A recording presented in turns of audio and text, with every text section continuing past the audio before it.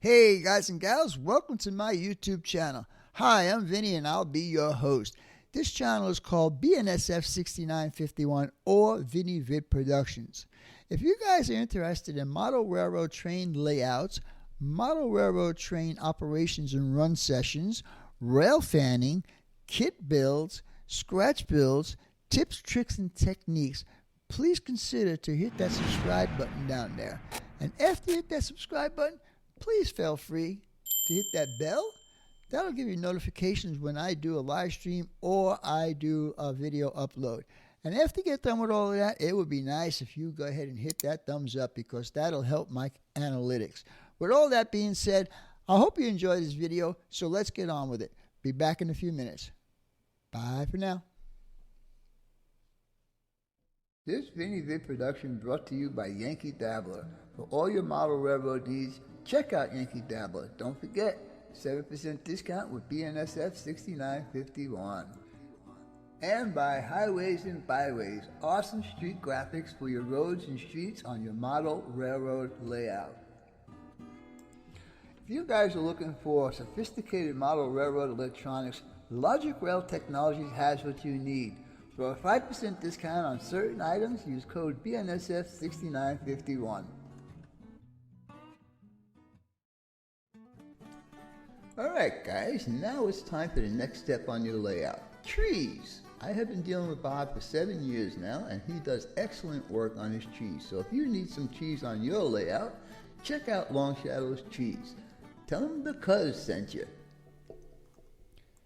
Alright guys and gals, as we watch a pair of SD70MAC'S take an Autorack train down to the auto facility in Phoenix, I want to make a couple of disclaimers. Number one, please stay tuned to the end of this video. You'll see what the temporary or maybe even the permanent fix would be for the electrical problems that I had.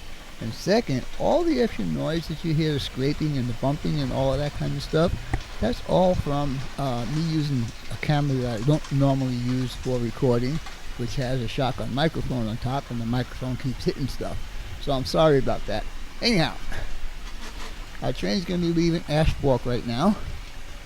And when I get to third level, this train will be a consistent train from Phoenix there up to Williams. Anyhow, we're crossing over the Hell's Canyon, and later on I'm going to show you guys how I built that bridge. We're going to do it on my new section. And I do have another one of those micro-engineering turnouts up there. You're going to hear a little crash. The last two Autoracks actually took a dump down underneath the bridge, and you'll see the remains of that as we get around that corner. That is my cement plant. Eventually I will get it finished. This has got to be probably one of the best runs I've had since all these electrical problems have started. These two locomotives are Cato locomotives and they are numbered correctly. This bridge really does not exist, neither does the the train going under the tracks over there. I had to do that to get the elevation that I needed to finish this part of the room. Now we're on a 2% downgrade, and if this was real, this would be out in the country somewhere. This is all open country in this area right now. This trip from Phoenix to Williams is 195 miles. We're about to cross over Little Hill Canyon Bridge, and I rebuilt those bents on there because I didn't like the ones that came in the kit. Now I do have one dead track right here, and I gotta just hook up a wire to it. But anyhow, it's right where, just before I go into the next room, the track is dead right there. We're gonna go ahead and go into the next room, and we will continue on with this run. This, like I said, this run is really running very, very well. Again, we're going to come to that one turnout that I was having issues with yesterday. Seems to be working okay today. This is just before the bridge right there. There's a turnout, and the only thing I have holding the turnout point is a push pin.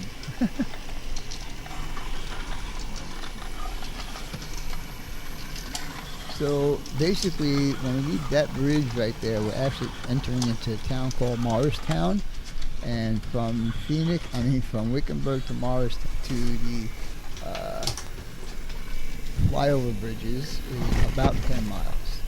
That is crossing over the Haciampa River. That's the Indian name, of course, and it only flows when we get lots and lots of rain.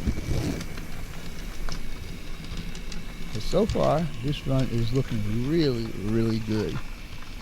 Those are, I think those are the Atlas articulating Autoracks. I need to get some more of those.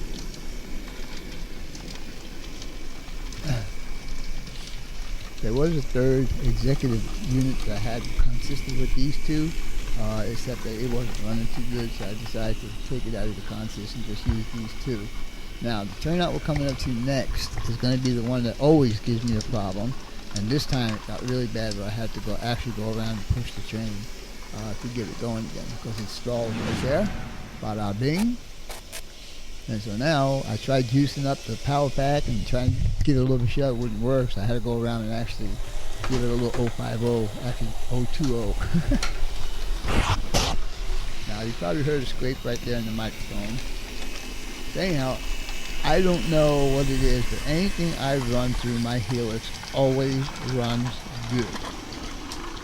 I'm not bragging about it, I'm just saying the track work that I did in there, I am very proud of myself for doing that, and I just followed a simple tutorial that Greg from Fish Plate Films had done like 5 or 6 years ago, how to put flex track together on curves.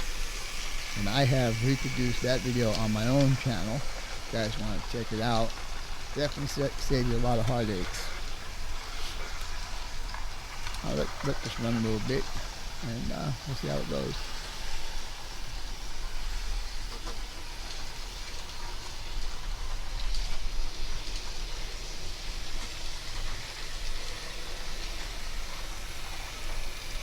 These two locomotives have not been speed matched, they just run pretty good right out of the box. I can't get my JMRI up and running anymore. I don't know what happened. So I gave up on it. So a lot of my locomotives, I just program in the number with my throttle. Of course, I can do a lot of stuff with my throttle that I could do with JMRI, as far as consisting and all that stuff. But anyhow, that's another story.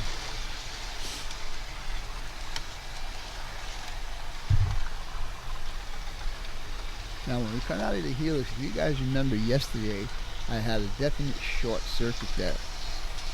And like I said, if you guys stay to the end of this video, you'll see what either might be the temporary fix or might be the permanent fix. I am not sure yet. I do have questions about it.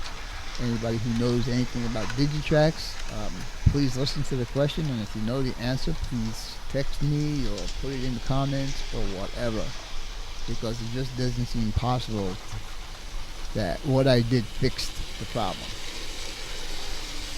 And as you can see, there is absolutely no electrical problems as you're running. Again, I'll mention that this is probably the best run electrically that I've had since all of these problems had. Now that little stop right there was me hitting the throttle. The throttle I'm using is one of the auxiliary throttles, and it's got a big knob on it. And the slightest little touch and it changes the speed of the locomotive. Now, these are the turnouts we have problems with yesterday with a definite short circuit. When it goes over that first one, is when it's shorted out. Bzzz, look at that. And now we're going to go into a slight little S-curve right here. And hopefully, all of these Autoracks will make it across this little S-curve and turnouts that I have going on here.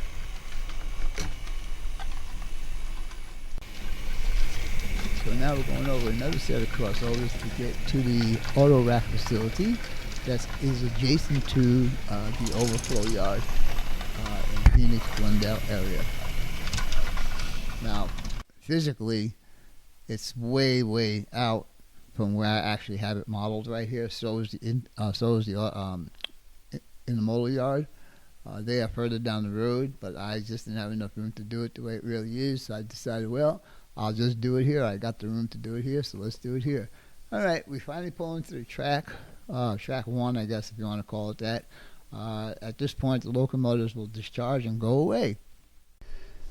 Well guys, I hope you enjoyed that run. That was the best run I've had so far, and that's using both levels. Well, let's see, it's using the second level in training room number 1 to the second level in training room number 2 down to the first level in training room number 2. Now, as you can see, the problem tiles I was having in yesterday's video are pretty much gone, except for that one turnout up on the top that I told you I have problems with all the time.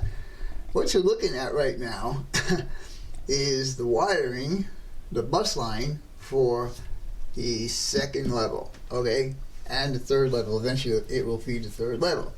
So, as you can see, it's one green and one yellow. So when I originally hooked this up, I hooked it up this way just to make sure everything was cool before I actually put it all together permanently. So originally I did go from the yellow here to the yellow here, and the green from here to the green to here, and that was creating the short at the switch that you guys, at the turnout you guys saw yesterday. So I said, just for the heck of it, I'm going to try something, because it was acting like something was reversed. So what I did was I took the green wire and I jumped it to the yellow wire, and then vice versa, the green wire to the yellow wire, and voila, it's fixed. Now, my question is, does it make a difference on which way you do the input on? Let me see if I get down here real quick. On this guy here. This is the input right here from the command station. If I turn those around, will it make a difference? If I turn any of these around, will it make a difference? I don't know. But that's going to be my next project, is to take this one and actually flip them around and connect this one the way it's supposed to be. And we'll see what happens. Anyhow, for now, I hope you guys enjoyed this video. And as always, your questions, comments, input, subs, shares, and likes are always welcome. For now, that's all, folks. PNSF 6951 out.